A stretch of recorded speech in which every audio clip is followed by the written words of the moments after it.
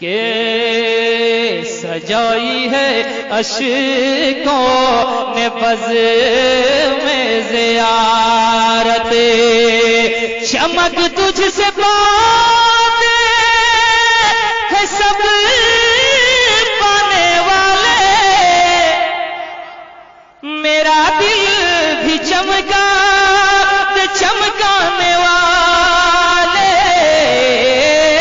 میرا دل بھی چمکا تے چمکانے والے، یوں گویا ہوئے سیدی اعلی حضرت حضور آپ کو دیکھنا چاہتا ہوں،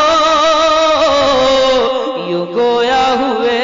کہا تھا یا رسول اللہ صلی اللہ علیہ وسلم اپنے دیدار سے ہمیں مشرف فرمائیں، اپنی زیارت سے مشرف فرمائیں۔ خواب میں آپ نے اپنے نبی کونین صلی اللہ علیہ وسلم کی زیارت کی تھی، آپ یہ چاہتے تھے کہ عالم بیداری میں، بیداری کے عالم میں بھی میرے آقا کے جلوے کو دیکھیں، روضہ رسول پر حاضر رہے، روزانہ حاضر ہوتے رہے، صبح دوپہر شام، لیکن وہ عالم بیداری کی حاضری نہیں ہوئی، واپس گھر گئے، واپس جہاں پر رکے تھے۔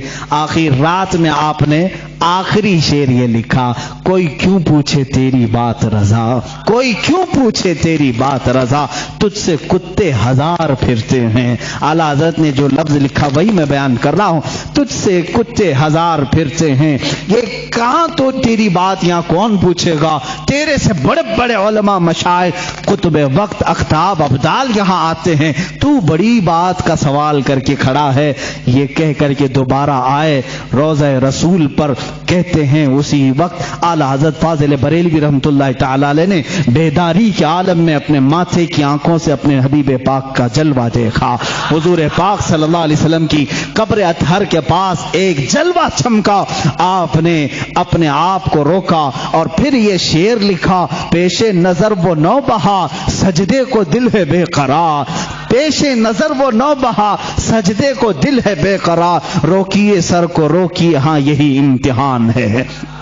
حضور صلی اللہ علیہ وسلم کا جلوہ دکھا دیا گیا، اور جب کوئی شخص کسی سے بہت زیادہ محبت کرتا ہے، وہ چیز سامنے آ جائے تو جھکنے کا دل کرتا ہے۔ اعلیٰ حضرت کی شریعت کو تو دیکھو، لوگ جھوٹے پیروں کے سامنے جھک جاتے ہیں، رکوع کرنا بھی حرام ہے، سجدہ کرنا بھی حرام ہے۔ اعلیٰ حضرت اپنے محبوب اکرم صلی اللہ علیہ وسلم کو عالم بیداری میں دیکھ کر کے کہتے ہیں، دل تو چاہتا تھا کہ سجدہ کر لوں، لیکن شریعت نے حرام قرار دیا ہے، سجدہ ہوگا تو صرف اللہ رب العزت کا ہوگا، اللہ کے علاوہ کسی کا سجدہ نہیں ہوگا۔ اعلیٰ حضرت فرماتے ہیں، پیش نظر وہ نو بہا سجدے کو دل ہے بے قرار، روکیے سر کو روکیے ہاں یہی امتحان ہے۔ وہ جلوہ رسول دکھا کر تمہارا امتحان لیا جا رہا ہے، کہیں احمد رضا جلوہ رسول دیکھ کر بہک تو نہیں جائے گا کہ سجدہ کر لے گا اور شرک کر لے گا، حرام کر لے گا، نہیں۔ اعلیٰ حضرت اس وقت بھی ڈٹے رہے، ثبات و استقامت کے پہاڑ بنے رہے، اور اس جلوہ جہاں آرا کو اپنے سینے میں معجزن کیا۔ عزیزان گرامی، وہ نعمت کبریٰ آپ کو ملی تھی، اس نعمت بحر بے کراں سے آپ سرفراز تھے۔ اعلیٰ حضرت رحمۃ اللہ تعالی علیہ کا آخری وقت تھا، اس وقت بھی آپ ٹائم ٹیبل کے اعتبار سے ساری چیزیں لکھا رہے۔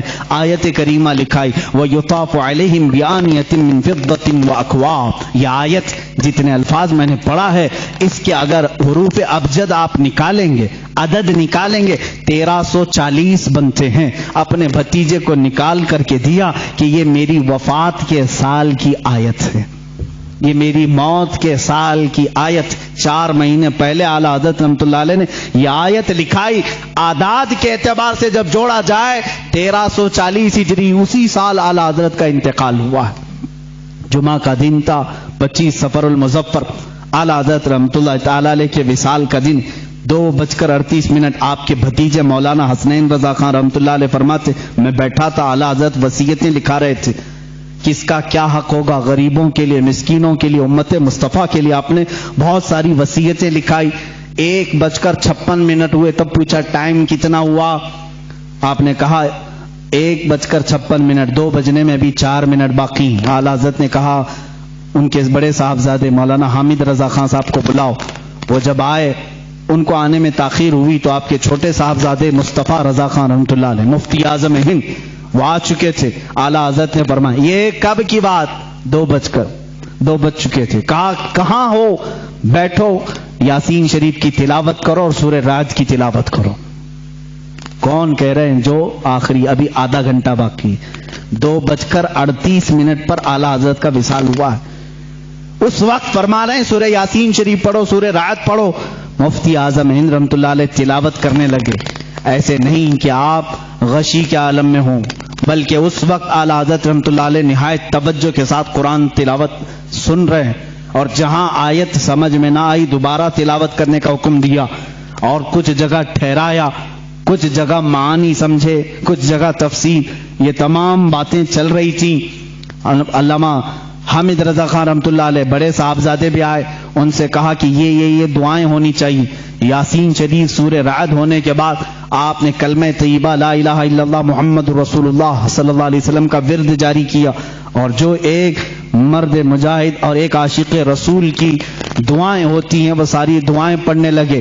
2:30 ہو چکے. یہ سب نقل کیے ان کے بھتیجے جو وہاں موجود تھے. اسی اسنا میں اسی وقت یہ جانکنی کا وقت تھا. آپ کے شاگرد رشید مولانا امجد علی خان رحمۃ اللہ علیہ صدر الشریعہ جو بہار شریعت کے مصنف ہیں، اسی وقت میں سے کسی وقت میں آپ آئے. وقت اس وقت آخری چل رہا ہے. وہ آئے تو اعلیٰ حضرت نے پوچھا مولانا کس طرح سے آنا ہوا؟ کہا کہ حضور فتویٰ لکھ رہا تھا، ایک کتاب کا ریفرنس حوالہ نہیں مل رہا ہے، ڈھونڈ رہا تھا نہیں مل رہا ہے. اعلیٰ حضرت رحمۃ اللہ علیہ نے اسی وقت فرمایا فتاوی شامی جلد نمبر 6 میں فلاں لائن فلاں سطر فلاں صفحے میں موجود ہے، آپ جائیے. وہ کہتے ہیں میں جلدی سے اتنی بات یاد کر کے گیا، دارالافتاء میں آیا، کتابیں نکالی، فتاوی شامی جہاں اعلیٰ حضرت نے فرمایا 6 جلد نکالی، صفحہ نکالا، سطر نکالی، وہی وہ عبارت لکھی ہوئی تھی جو مجھے صبح سے نہیں مل رہی تھی. فتوے میں لکھتا رہا. ادھر 2:38 ہوئے. اچانک آپ کی پیشانی پر ایک نور چمکا. اس وقت ڈاکٹرز بھی آئے ہوئے، کچھ طبیب آئے، وہ بات کر رہے تھے. اعلیٰ حضرت رحمۃ اللہ علیہ نے ان کا جواب نہیں دیا. مفتی اعظم ہند حجت الاسلام رحمۃ اللہ تعالی علیہما دونوں نے کہا کہ یہ اب اپنے رفیق اعلیٰ سے جا ملے. اتنی سکون کے ساتھ، اتنے آرام کے ساتھ. لوگ کہتے ہیں کہ موت کی شدت، موت کا درد بہت زیادہ ہوتا ہے، لیکن جو جلوہ رسول دیکھنے میں مصروف ہوتا ہے اس کو جانے کا احساس بھی نہیں ہوتا وہ کب دنیا سے گیا. اسی لیے میرے عزیزو، اعلیٰ حضرت رحمۃ اللہ تعالی علیہ جنہوں نے عشق رسالت میں اپنی زندگی تمام کی، پہنچے وہیں پر جہاں حضور اکرم صلی اللہ علیہ وسلم کی خدمت کی تھی. اس لیے کہ میں اسی دن کی بات کر رہا ہوں، 25 صفر المظفر.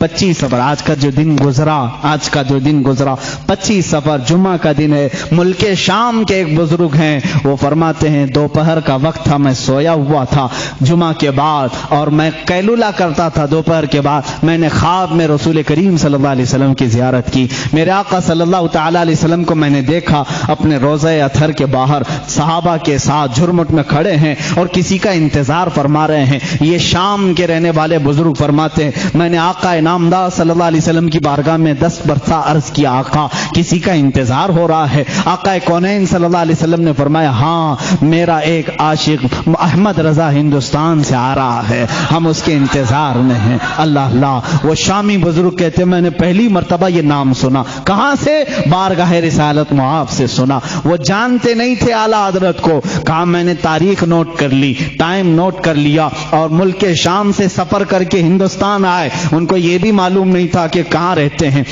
وہ دلی پہنچے، اور دلی پہنچے ایسے صاحب کے پاس جو اعلیٰ حضرت کے دشمن تھے، انہی کے پاس گئے، اور جا کر کے انہوں نے اپنی، وہ ظاہر سی بات ہے عرب کے تھے، شامی بزرگ تھے، جن سے ان کی ملاقات ہوئی ان کے پاس پہلے ہی انہوں نے ذکر کیا ہندوستان میں احمد رضا خان نام کے کوئی مولانا ہیں، کوئی بڑے عاشق رسول ہیں. انہوں نے منہ بسورا اور کہا ہاں یہاں سے تھوڑی دور بریلی میں ہے ایک مولانا رہتے تھے، ہم نے بھی سنا ہے. انہوں نے اتنا پتہ بتایا، وہ ان کو چھوڑ کر نکلا ہے، بریلی پہنچ پہنچے. 8 دن کے بعد بریلی جب آئے, لوگوں سے پوچھا فلاں فلاں عالم کہاں رہتے ہیں. لوگوں نے محلہ سوداگران کا پتہ بتایا. جب یہاں پہنچے تو خاندان کے لوگوں سے ملاقات کے بعد پتہ چلا 8 دن پہلے ہی اعلیٰ حضرت کا وصال ہو چکا ہے. ان کو بڑا غم ہوا, بڑا قلق ہوا. وہ کہتے ہیں میں نے تاریخ ملا کر کے دیکھی, میں نے کس دن خواب دیکھا تھا, کون سا ٹائم تھا. تو فرماتے ہیں میری عقل حیرت میں رہ گئی. یہ وہی ٹائم تھا, وہی دن تھا جس دن بریلی کے تاجدار کی وفات ہو رہی تھی, جس دن یہاں ان کا وصال ہو رہا تھا. اسی لیے میرے عزیزو, شاعر نے کہا ہے جہاں میں اہل ایمان مثل خورشید جیتے ہیں, ادھر ڈوبے ادھر نکلے, ادھر ڈوبے ادھر نکلے.